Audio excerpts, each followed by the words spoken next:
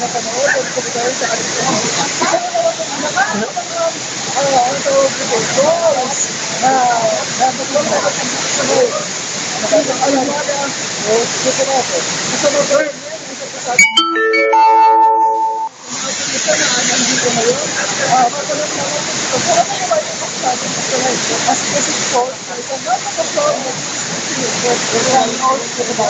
ang masasabi ko lang ay sabi ko, love me! I love it. More fun.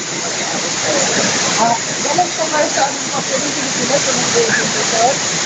Galing ko ako ng Singapore, pero naman ako sa Tagalog. Ito ba ang mga kasalanan ng ating mga ibang turisyon? Ano masasabi mo rin dyan sa ball?